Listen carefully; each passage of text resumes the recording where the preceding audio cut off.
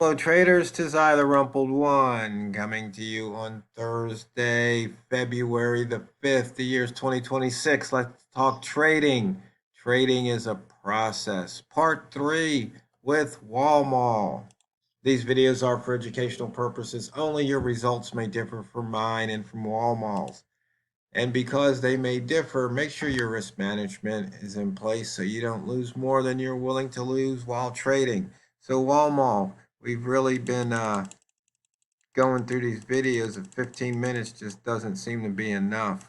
Um, so, I guess we need to pick up somewhere where we left off yesterday.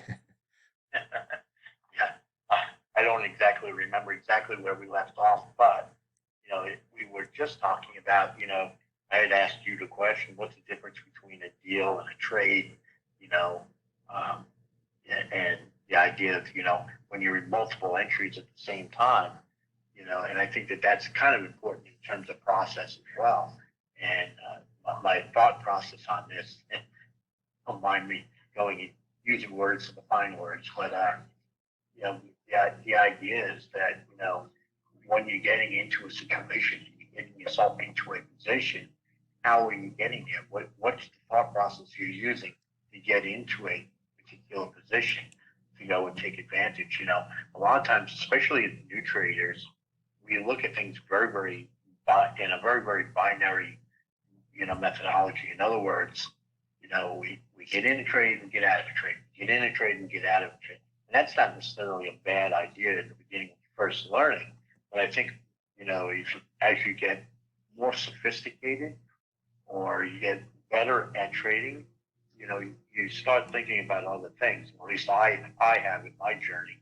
And the idea now is sort of like, I'm not looking, right off the bat to go and get into whatever my position is going to be on a particular trade all in one shot. I'm looking at it as, you know, I'm going to get into this particular position, but I'm going to go and get into it by, either adding on as the trade goes and develops, or I'm going to be looking into it going, or let's say it goes against me, a little bit. I'm not talking about the thing goes 100 bips against you, that type of situation. I'm talking more like it, you bought in at 3,800, let's say, and then, or 30, actually make it more relevant today. You got in at 35.75, and then all of a sudden the price drops and you're looking to go long. The price drops down to 35.65. Okay, can I go and get into that position, with another trade? And are you going and setting yourself up that way in terms of your money management so that you're able to go and do that? So that's my process of thinking now. Whereas I just go back 2 years ago listening to videos, I would never ever go and say something like that. Not because it was wrong, but it just wasn't where I was at in the way that I would go and create a process for a position.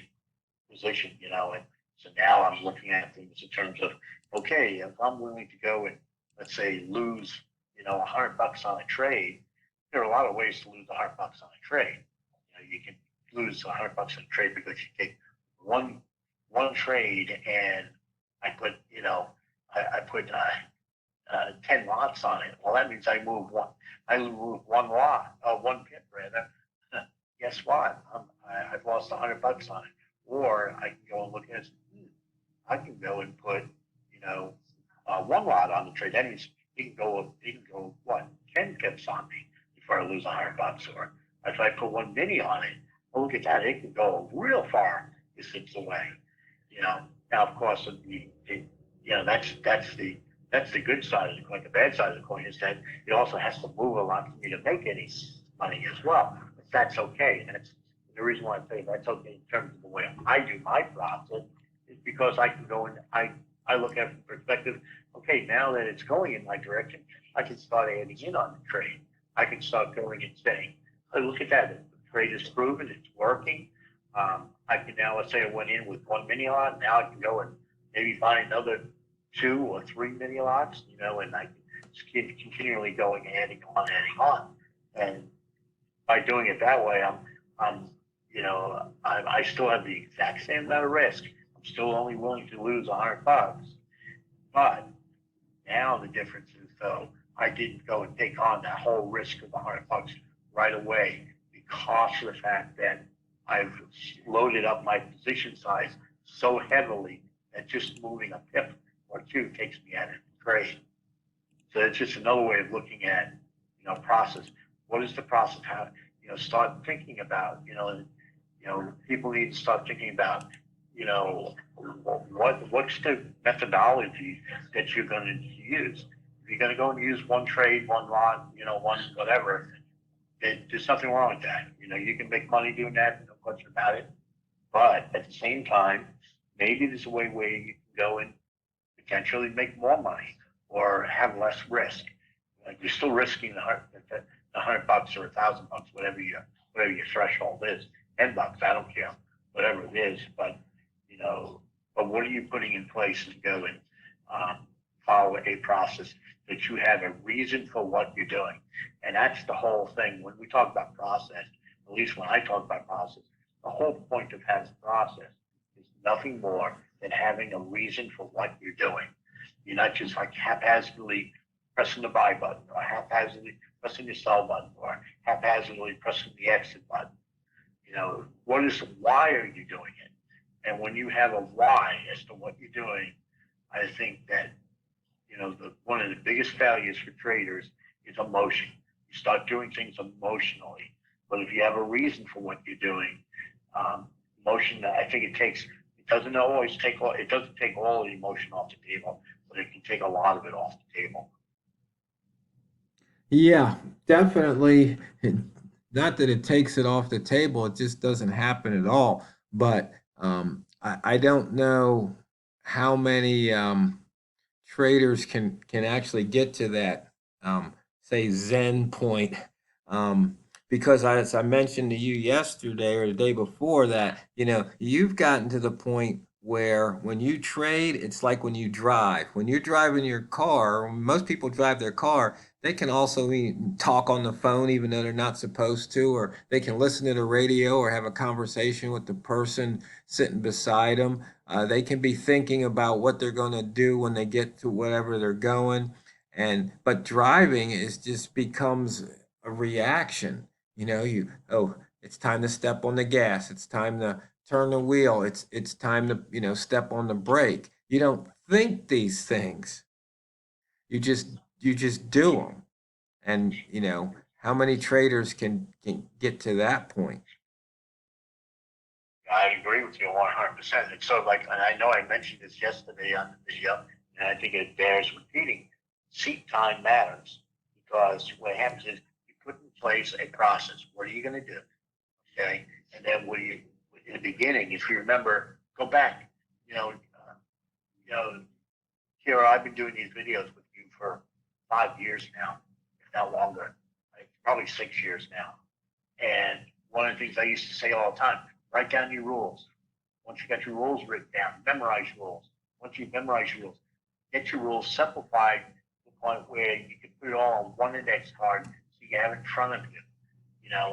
Then I would say, and then what you do is as you go and execute, whether you're entering a trade, exiting trade, look at your card before you actually go and do it. And I think that's very, very important to do in the beginning. But it should get to the point of you don't need to go and do that. Some people know this, but I'm sure most of the people listening to the video don't know this. But I'm going through the process right now of getting my pilot's license, not for any other reason other than the fact it was a bucket list thing. I always wanted to go and do that.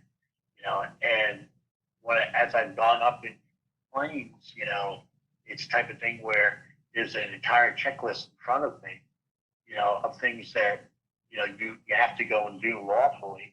And there are other things that are just on that checklist to get you to think through the process. And I've noticed that, when I'm going up with an instructor, a lot of times he does everything that he has to go and do lawfully. But a lot of the things that I still have on my checklist, he doesn't go and do that. Why? Because it's become so second nature to him. He doesn't need to do it. He can just look at the instrument panel and know immediately, okay, that we're all good. We're all in the green on everything to go and do what we need to go and do next. And that's where we need to get to in terms of being traders. We need to get to the point where, yeah, there are certain things you still need to go and look at. You still need to go and think through it before you press the button and click the button, whatever you want to call it. But there also should be a lot of things that you just go and do. And then, heroes, we were talking on the phone earlier, there were a couple of times where I went into trades while we were talking and exited trades, and I didn't even say anything to you. And I did, to be honest with you, because we were talking. I wasn't even thinking through all the process. It was just more of looking at the charts and paying attention to the chart, and at the same time talking to you. It was just second nature to go and do that. I didn't have to go and, I didn't have to go and look at an index card. It was just every light was there, and it was a good thing to do. And it's sort of like you're just mentioning driving a car, sort of thing. If you're going to go and make a right hand turn, I don't think about having to put on the blinker. You just react. You just know, oh, hey, I'm coming up to this street up here. I'm going to be making a right hand turn onto it, and you just do it. You don't think about, oh, go turn on the. But when I was 14 years old, and I had my driving permit at the time, I would think that, hey, I got to put on a turn. I got to put on the turn signal. Yeah, I don't know But if you're just watching, but over the past 5 minutes, it's interesting. I'm looking at the 1 minute chart. Price came down below 35.65, and if you look left, price had bounced off of this level a few times, but you could have waited and said, okay, you're looking left, price bounced off of that 35.65. It went below, it came and crossed, but you had a red candle, so you wait for the next candle to open. It touched the 65, turned green. You could have jumped in, or you could have waited, let that candle close. It closed above indicator 2. It closed right above 70. You could have gone long there. You would have taken some heat. The next candle closed, but it was an inside bar. And then all of a sudden, price, there was a gap down. Price came back up, hit the 70, turned green. It turned green, closed above indicator 2, was a flip-flop box. You could have jumped in again, and then the candle 1 would have paid off 6.7 pips. So if you would have been in a couple of trades, you would have probably nailed at least, 10 or more pips. right. And And there was one other thing. There was one thing else that happened down at 65, and that is that was the previous H4 Open. So it's like there was so many reasons to go along there, and it's like, but the thing is, again, do you have a process in place to take the trade? You named like 3, 4 different things, right. of reason why you want to go along there. Okay, that's great. You keep going, in the beginning, you can't necessarily keep all those things in your brain, until you have enough seat time to do that. But prior, so what do you have in a checklist? You have a checklist. Okay, here are all the reasons to take the trade. Oh, by the way, there should be a second card. I think the second card is even more important than the first card. And the second card is all the reasons why not to take a trade. The reasons not to take a trade is actually should trump the reasons to take a trade.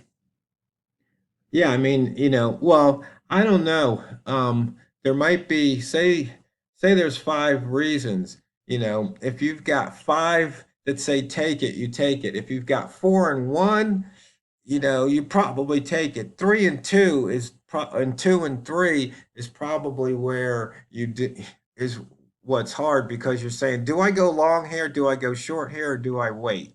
And see, most Yeah, people see things in binary, but there's that third option of wait.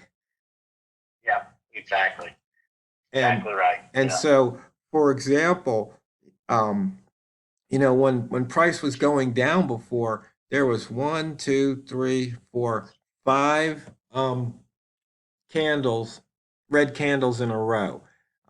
You've got 5 indicator 2 closes, or 2 closes below indicator 2, 5 in a row. It's just like, okay, well, after 5 in a row, the chances of 6, you know, it can happen, but it seems it's not as likely. Right. And it's Is that just like correct?